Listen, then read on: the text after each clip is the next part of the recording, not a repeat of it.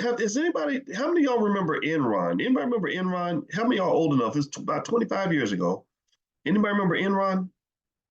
Do you know that a lot of Enron employees got wiped out because they had the majority of their retirement savings in Enron stock? And Enron was basically doing whatever they were doing was so illegal that I think the CEO went to prison, the CFO went to prison. Like, it was that bad, and all these people lost everything. And I think that what happened was the feeling was that, well, look, the stock has done really well all this time. I might as well keep all my money in that stock. No, no, no. When you are fortunate enough, when you've been blessed enough to have one investment that blows up and does really well, the first thought that should come to mind is, how do I spread my money out so I can protect my assets? You have to do that. You do not want to say, I'm gonna let it ride.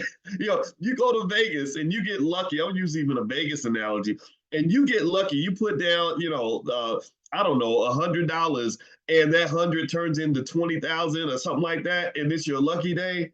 The worst thing in the world to do is to say, let me bet the whole 20,000 and see if I can turn it into 100. You want to then go into protection mode, just like in sports. A lot of y'all know in sports, I watched the Celtics and the Mavericks play last night. The Celtics are just kicking the Mavericks' butt. And when the Celtics got the lead, and it was a big lead, the goal at that point is not to extend the lead. The goal is to protect the lead, right? So when you get the lead in investing, your mindset must shift to protection mode. People like the Warren Buffetts of the world, they're not trying to get rich. They're spending their energy trying to stay rich. So when you find that good opportunity, which you will, because your economic awareness is higher because we've been hanging out every morning. So you're going to see the opportunities. When you can see the money, you'll eventually be the money. Eventually, you will be blessed with some opportunity that's going to walk by you. And because your economic awareness is high, you will see the opportunity. You won't be poor. You won't be poor. Poor stands for what? What does poor stand for? Passing over opportunities repeatedly. Poor people tend to not have strong economic awareness. Not making fun of people that are poor. I was born poor. I grew up poor. But what I'm saying, though, is that at some point, you have to understand that poor is also a mindset. So if all I'm doing is getting on the internet and paying attention to everything other than my economic stability and my economic success, then I'm not going to be very good at spotting economic opportunities. Do you understand what I'm saying?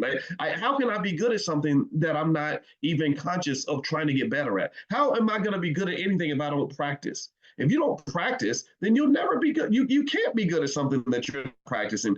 What kind of world do you think we live in? It doesn't work that way. So what I'm saying is the fact that you've been practicing, and I applaud you for that, means your awareness is higher. When your awareness is higher, you see things other people don't see. And when you see things other people don't see, you're going to see an opportunity, grab it.